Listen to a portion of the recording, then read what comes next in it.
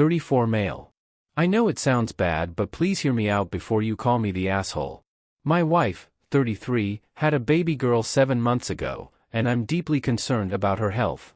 Some context is that my wife has a long history with anorexia, and was hospitalized for the eating disorder twice. The first time was in high school and the second time was in law school. I met my wife in college, and so I saw her go through it the second time, and it was terrifying. Basically, what my wife told me is that it isn't about weight or looking a certain way for her. She got sick the first time after her mother died suddenly, and obsessing so much about her weight keeps her mind off the things that were actually bothering her. Before we had our daughter, my wife was doing much better. She ate a normal amount, worked out a few times a week, and didn't weigh herself or make efforts to lose weight. Here's the crux of the current problem. My wife decided to take a year off work to be with the baby. Initially, I thought this was a good idea, but now I think it was a huge mistake. She's home alone with the child all day and has all the time in the world to think about losing the baby weight. When my wife first told me she wanted to lose the baby weight, I figured it was a normal response to having a baby since your body changes so much. But then I noticed the weight was coming off really quickly and she's now probably 20 pounds skinnier than she was before having the baby. I've noticed a lot of really strange habits. She cooks lavish meals for me and bakes all the time but refuses to eat carbs during the week and makes herself a different dinner. She's obsessed with fitness influencers and has started rewatching The Biggest Loser for the first time in years. A few months ago I checked her Fitbit and realized she was moving at least 10 miles per day, which is crazy considering she was with an infant. I asked my wife about this, and she said she just likes going on walks with the baby and running on the treadmill helps her ease stress from being with the baby all day. She's since suffered from a stress fracture in her ankle and sobbed when she found out she wouldn't be able to run anymore for a few months. She seems to be compensating by eating even less. I've had multiple conversations with my wife expressing concern, but she insists she's just taking care of her body and she has more time to work out now that she's on maternity leave. Whenever I ask if she's okay or suggest she talk to a therapist, she gets defensive and says I'm being overprotective. A few weeks ago we went to my parents' house for dinner and my mother looked visibly shocked when she saw my wife. She pulled me aside and told me my wife looks sick. In addition to basically being skin and bones at this point, she's cold all the time, her fingers are blue, and her hair is falling out. It's clear she's not well, but she refuses to acknowledge there's a problem or that any of her habits are unhealthy. Anyways, last weekend was our anniversary. My parents took the baby and we went and stayed downtown for a few nights. We don't have many opportunities for sex with the new baby, so it's something we haven't done in a while. My wife tried to initiate it, but she looked so frail that I actually got a bit teary because all I could think about was how she's sick and clearly suffering. I told my wife she's way too skinny and needs to see a therapist because I'm worried sick about her.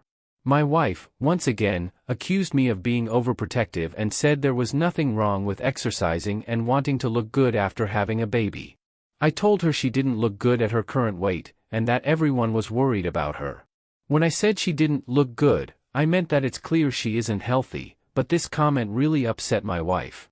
She was crying, and saying I wasn't attracted to her anymore. I told her I was concerned and begged her to tell me what's bothering her so much that she needs to starve herself, and she basically asked why she'd tell me after I told her she didn't look good. My wife has shut down even more, and won't have a real conversation with me. AITA for making that comment? I'm worried I've made things worse. The next day. I want to thank everyone for their kind words and suggestions.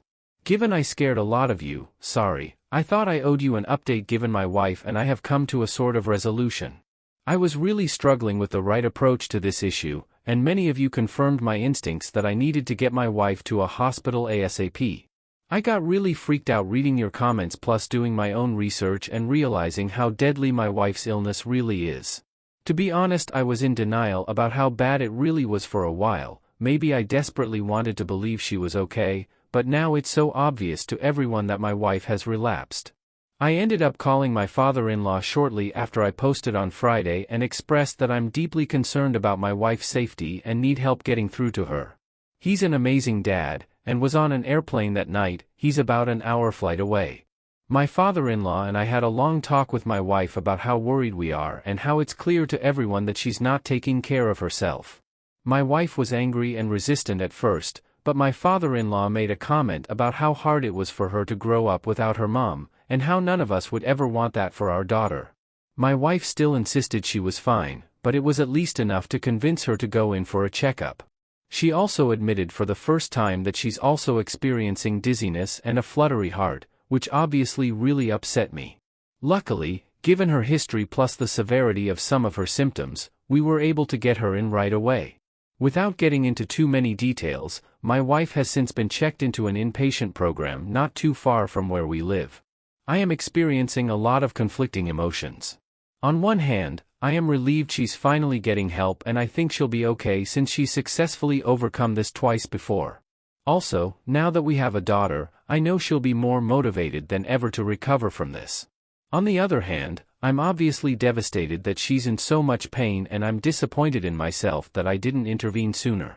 I'm obviously worried sick about her and don't want her to suffer.